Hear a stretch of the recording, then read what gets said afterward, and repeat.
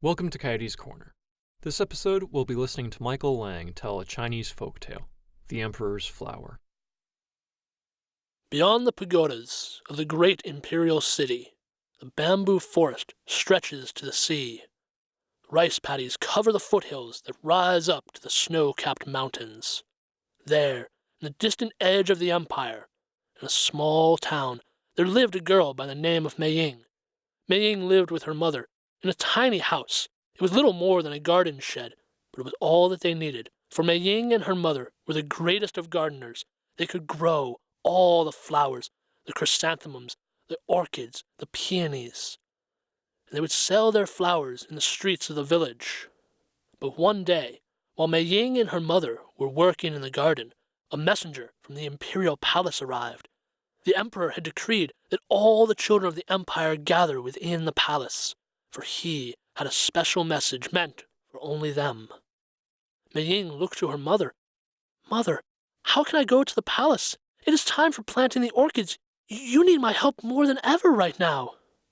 "My child," said Mei Ying's mother, "it is the will of the emperor. You must go to the palace." And so Mei Ying went. She went with the messenger from the far corner of the empire to the great city. She saw the pagodas towering over the streets, the great arch that spanned the marketplace. She never dreamed of such things, and there was the palace. Columns shaped like dragons. On every wall there were tapestries and murals, and in the great hall, filled with children, there sat the emperor upon his throne. Above him, the ceiling opened into a great skywell. Afternoon sunlight poured down upon him, and in the light, Mei Ying could see his face, withered and old. His beard was long and white. The hair upon his head had thinned over the years. But as the emperor stood before the children, they all fell silent, each waiting to hear what he had to say. The emperor spoke.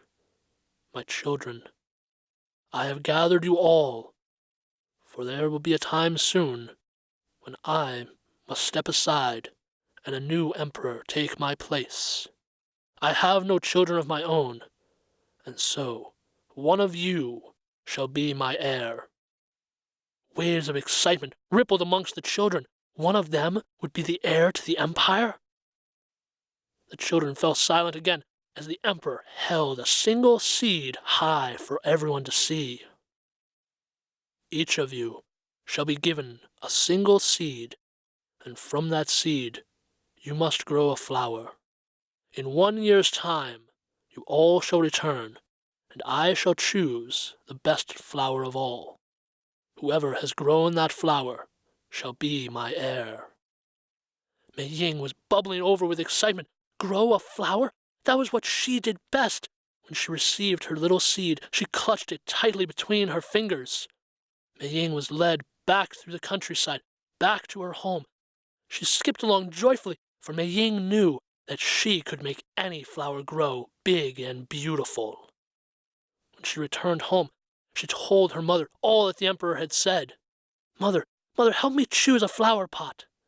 "Mei Ying, this decision is yours. Look over all the flower pots we have. Choose the one that is best." Mei Ying looked over all the flower pots. She selected a small one, went to the garden and filled it with fresh soil. Then she made a small hole in the soil and placed the seed tenderly in the center of the pot. She placed the little flower pot in a place where it would have plenty of sun. Then she helped her mother tend to the orchids in the garden and all the other flowers. But throughout the afternoon, Mei Ying would always check on her little flower pot. She would talk to that little seed and sing to it. When night came, Mei Ying wrapped a blanket around the little flower pot. "Grow, little seed. Grow big and strong. Grow into a beautiful flower." She wrapped the blanket tight to keep the little seed warm through the night. Then she went to sleep.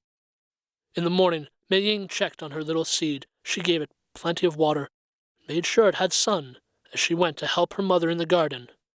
All through the day, once again she kept checking on her flower pot. She would talk to the little seed and sing to it. Days went by, weeks, but still the little seed had not sprouted. There was no flower. Mei Ying began to worry.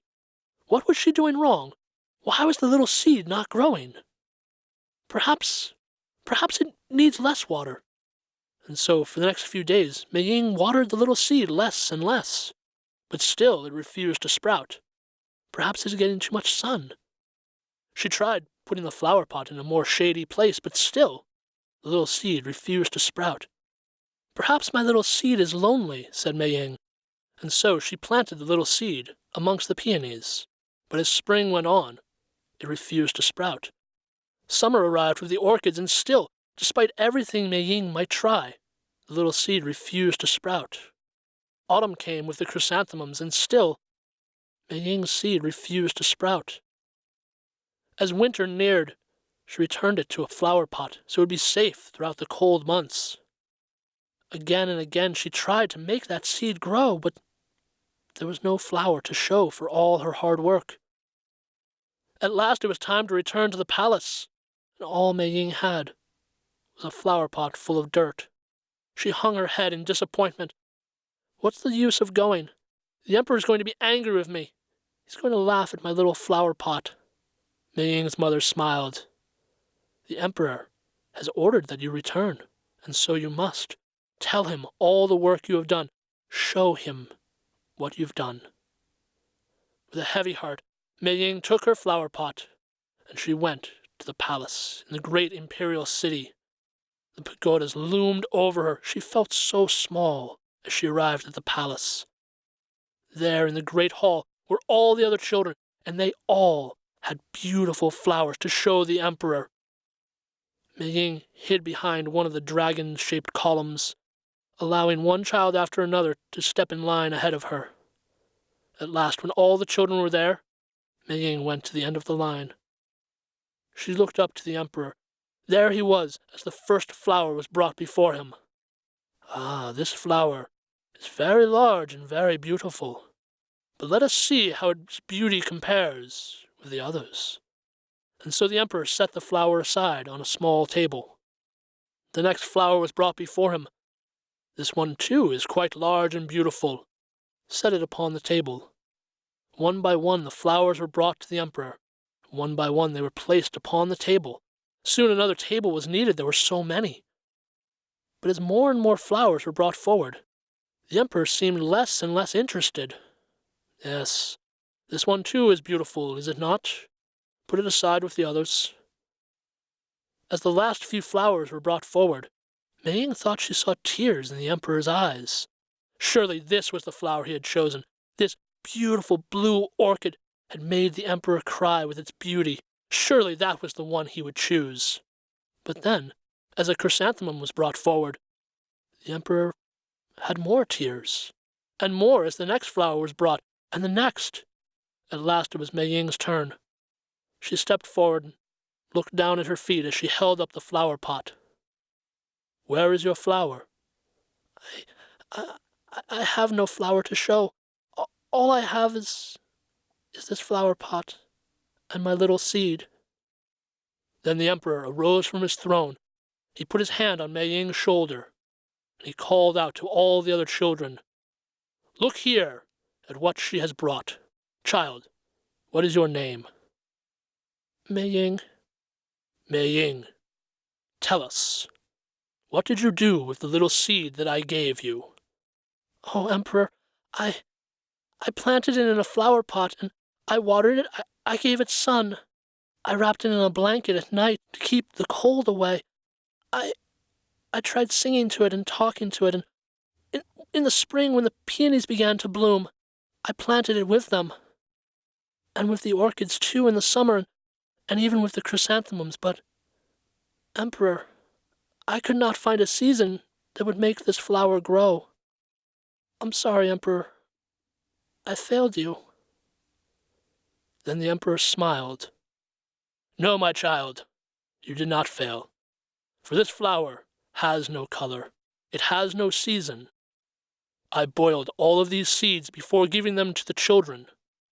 I do not know where all these beautiful flowers have come from, but they did not come from the seeds that I gave you. Mei Ying looked up at the Emperor. Why? Why did you do this? The Emperor looked down at her, his smile even broader than before, so that all of you might learn an important lesson. No matter what you do in this world, whether you grow flowers or grow empires, there will be times when you fail. But you, Mei Ying, you had the courage to come before me with your failure. You had the courage to stand before me with a flower pot full of dirt. And now, Mei Ying, you shall be the heir to the empire. But Emperor, I cannot be the heir to the empire. I have a garden to tend to. What about my flowers? Mei Ying, the empire shall be your garden. Tend to it like you did this little seed. Help it grow strong. That was Michael Lang telling The Emperor's Flower. I'm sitting down with Michael now to get some background on that story and see where it came from. Thank you, Michael. Absolutely, Toby. So where did this story come from? Originally, I found this story in a book of Chinese folk tales, but I've also found various other versions of the story and heard other versions as well. I've heard you tell this story a few different times. Yes. The Emperor's Flower, the King's Flower. The King's Flower, yes. I sometimes change the title around. And a lot of that is because the original version of this story that I learned was very generic. It seemed that this story had either been translated through a couple different languages or retold in different ways that took a lot of the aspects of Chinese culture out of the story. And it really could be any culture's story at that point. So for this recording, you and I sat and had some discussions, did some research to try to bring some of that Chinese culture back in. What did we end up doing with that? So a lot of what we did was, in the beginning opening paragraph, there's the bit about the pagodas of the city, the bamboo forests, really bringing that countryside of China to life a little more. And we also emphasized a few things in the story. In the original story, Mei Ying is just, well, first of all, she doesn't have a name in the story. She's just the little girl. And so I gave her a Chinese name. I looked through a lot of different names to find a name that would work, and chose that one because it sounded appropriate for the story, had an appropriate meaning. I do not remember what the actual meaning is, but it's something to the effect of flower blossom or plum blossom or one of those variations. And it made sense for this character she's a gardener. She makes things grow and bloom. The name seemed appropriate. Other aspects that we brought into the story were, rather than her being poor, it's that she's a gardener. And bringing some of that Chinese philosophy, that Confucian idea of the role that one is to play in their life and doing the best that one can at that role. And that theme is shown throughout the story, especially towards the end with the emperor. This empire shall be your flower. Make it grow. Do the best that you can with this. Yeah, and some other themes that I know we brought in and talked about was a lot of the fairy tale is I want to be king. I want to be awesome. Where in this one, it was the Mei Ying, she has what she perceives as her duty to her garden. Be the best gardener that she can be. And the emperor's like, no, your garden is now the empire. Yes, that change her position, right? And the idea of the emperor wishes this, so you must do it, is brought up throughout the story as well. Again, it comes back at the end. The emperor tells her, "This is now your garden. Make the flowers grow." The empire as a whole. And that's again very, I don't want to say strange, but it is a very foreign idea to what a lot of us perceive as a fairy tale or a folk tale. Right. It's a bit of a different tone, but it is also reflecting the tone, some of the cultural tone from where this story originates. All right. Well, thank you, Michael, for sharing that story and sharing that background on it. Absolutely. To the audience out there, if you would like to hear more of Michael's stories, check out his webpage, coyotesinc.com. We've got a bunch of previous recordings from here at Studio 417.